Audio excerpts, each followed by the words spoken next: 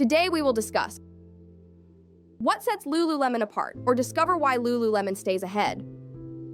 Although Lululemon operates in the same industry as Nike, Adidas, and Under Armour, somehow Lululemon's profit margins is by far the highest amongst its peers. With an average operating income margin of 20% over the last 5 years, it is 8% higher than Nike, 12% higher than Adidas, and an astonishing 20% higher than Under Armour, who struggles with an operating margin of literally 0%. For Lululemon to command such high margins within the cutthroat retail apparel industry, it has to be doing something different from the rest of the crowd. While some people may think Lululemon's success is a result of its higher percentage of female customers, since it is often believed that women have a higher propensity to spend on clothing than men, the true drivers behind Lululemon's extraordinary profitability lie in its innovative business strategies and unique competitive advantages. In this video, we will analyze how Lululemon is able to achieve unrivaled profit margins and tremendous success by creating, marketing, and capturing value differently from the rest of the industry. Within the activewear space, it is hard to find any company that charges higher prices than Lululemon. A pair of Lululemon female leggings starts at $88 and goes up to $168, whereas at Nike, for example, female leggings can be found for just $48. A pair of male golf pants from Lululemon costs $148, while comparable styles from Nike are priced at just $75. The reason Lululemon is able to charge such a large premium is due to a couple of factors. Firstly, their products are widely known for their exceptional quality, thanks to a combination of innovative fabrics and superior designs. Just ask any one of your friends who owns a pair of Lululemon leggings, and chances are that they'll tell you these leggings fit very well, are extremely comfortable to wear, and they look and feel the same even after years of washing. Not only that, but they are also extremely versatile, meaning they can be worn for not just workouts, but also as casual day-to-day wear and even for work. Secondly, Lululemon has some of the best complementary services within the sportswear industry. For instance, they offer free hemming services at their stores for all pants and tops, and they also have a policy where they will replace or repair any product that doesn't meet their quality and performance standards. A third reason why Lululemon can charge such high prices is because the demand for athleisure apparel, which is a term used to describe athletic clothing that are both functional and fashionable, has exploded in recent years. Due to cultural shifts such as people exercising more regularly, an overall relaxation in dress code, and the rise of remote work that started during COVID, the demand for comfortable yet stylish clothing has surged, and items like yoga pants and sport bras that used to be worn almost exclusively in the gym have now become common everyday staples that people wear daily on the streets. As the company that is often credited with inventing yoga pants, Lululemon has been making this style of clothing for many years. And so in the minds of many consumers, Lululemon is the embodiment of athleisure, and this association drives massive demand for their products and translates directly into strong pricing power. What is particularly remarkable is how Lululemon has continuously thrived in an increasingly saturated athleisure market. This market has witnessed an influx of new entrants from all corners of the apparel industry. Established sportswear giants like Nike, Adidas, and Puma have all pivoted from making specialized sports gear towards more casual and versatile sportswear. Fast fashion retailers like Gap, Uniqlo, and Forever 21 have also ventured into athleisure with their own sportswear lines. Even luxury brands like Dior, Louis Vuitton, and Chanel have entered this space. Yet, in spite of all these new players crowding into the same market, Lululemon has managed to maintain a steady operating margin of around 20% over the last decade. Moreover, among major sportswear brands, it has also experienced the largest growth in 2022, where it saw revenue growing by 30%, whilst the second highest is Puma at 24%. And Nike and Adidas only saw growth of around 5% and 6% respectively. Though given the large pricing premiums Lululemon charges for their products, naturally there has been an increasingly large appetite for Lululemon dupes, which are products that closely resemble Lululemon's offerings but at significantly lower price point. Social media platforms have been flooded with content that provide tips on finding the best Lululemon dupes, with the Lululemon dupes hashtag on TikTok garnering more than 150 million views. However, despite oversurge and Lululemon copycat brands, there are still tons of people who are willing to spend over $100 on Lululemon leggings, even though they can find dupes for just $20 on Amazon. In fact, Lululemon's customers' loyalty to the brand is so strong that their customers are often described as a cult following. And while their exceptional product quality has been key to creating a strong brand, just as important is Lululemon's unique marketing strategy. People often say great products sell themselves, but in reality, that's hardly ever the case. Even companies like Apple and Tesla that have arguably the best products in their field still rely on employing effective, albeit different ways to market themselves and to connect with customers. And in Lululemon's case, they rely on a community-led go-to-market strategy that is rarely seen within the retail apparel industry. Lululemon's marketing strategy is drastically different from most major brands. Typically, these brands would splurge hundreds of millions of dollars on big-name celebrity endorsements. For example, Nike has sponsored global icons like Michael Jordan, Tiger Woods, and Rafael Nadal.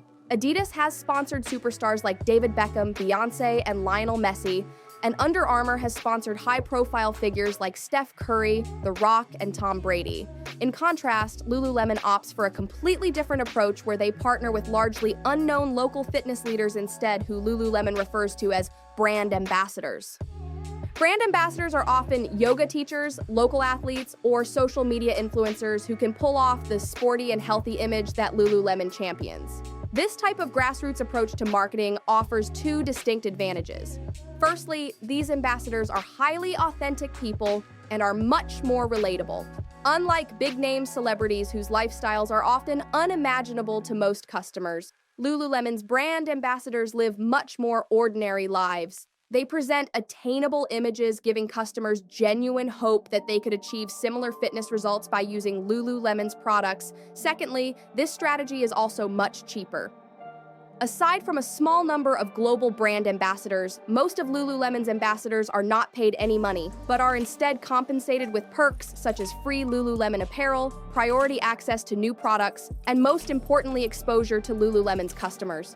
Since many of these ambassadors are yoga teachers and fitness instructors, when they host Lululemon events, they get to meet new people who are interested in exercising and could one day become their customers at their own fitness studios. They also benefit from being featured on Lululemon's social media and website, which generates additional awareness for them, and this visibility helps them build their businesses. In return, Lululemon get to have authentic, local key opinion leaders, KOLs, do all sorts of things for the company, such as posting social media content of themselves wearing Lululemon gear, host community fitness events like yoga classes, and assist in testing and providing feedback on new Lululemon products, all at virtually zero cost to the company. As a result, Lululemon spends a smaller proportion of its revenue on advertising compared to other major sportswear brands. Over the last 3 years, Lululemon's average advertising expenses was under 5% of revenue, whereas for Nike, it's 8%, Under Armour 11%, and Adidas 13%.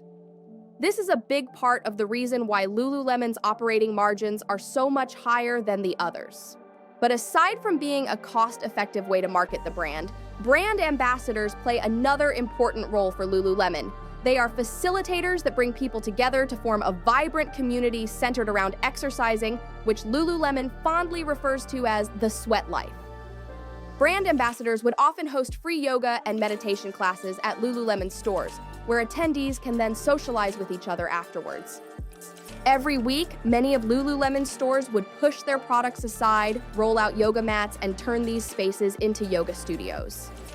So Lululemon stores aren't merely real estate for retail, but they also serve as hubs that foster connections among customers via exercise. This emphasis on community isn't confined to small in-store events like yoga classes, but Lululemon also organizes larger outdoor events, which in 2022 included events such as the 10K runs in Atlanta and Houston, as well as the Summer Sweat Games held in China.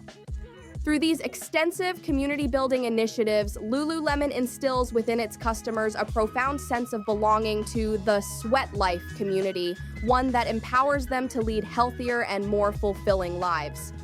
As a result, compared to other brands that rely on celebrity endorsements for marketing, Lululemon develops a considerably deeper relationship with its customers, one that feels less transactional and more emotional. Rather than simply selling a product, Lululemon sells a lifestyle. And while this strategy is much harder to execute and scale as it requires building relationships with a large number of local fitness leaders in each city, this deliberate strategy has been instrumental in cultivating the remarkable customer loyalty that Lululemon enjoys.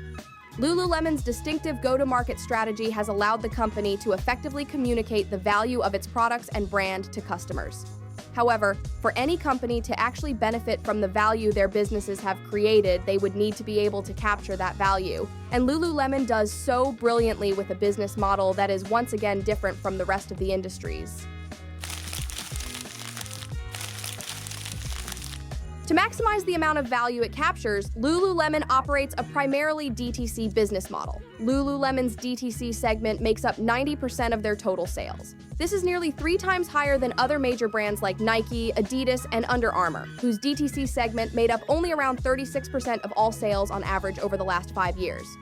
For these companies, wholesale is their largest distribution channel, accounting for nearly 60% of all sales.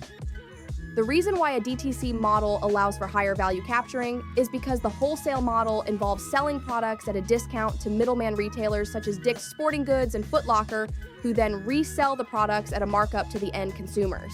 In contrast, the DTC model eliminates these intermediaries and allows for direct sales to consumers at the markup price, which therefore results in the company keeping more of the pie to itself. As a result of their DTC-oriented business model, Lululemon has enjoyed exceptional gross margins. With a gross margin of 56%, it is much higher than Nike's 45%, Under Armour's 47%, and Adidas's 50%. Remarkably, Lululemon's gross margin is on par with Google's, one of the most successful software companies in history.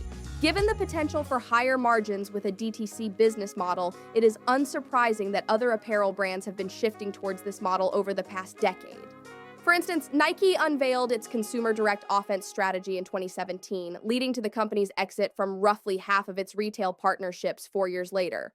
Similarly, Adidas announced a transition to a DTC-led business model in 2021, aiming for DTC to represent 50% of all sales by 2025. And with the growth of e-commerce, these companies have been largely successful in growing their DTC segments, which have accounted for an increasingly large portion of total sales as a result. However, there has been an interesting twist in recent developments. Instead of continuing to focus on DTC growth, many of these companies have started to revert back to wholesale, the model they were originally trying to pivot away from. For example, in 2023, Nike started quietly reintroducing more wholesale partnerships, likely in an effort to increase sales volume and thus reduce the inventory levels that had built up over the past few years.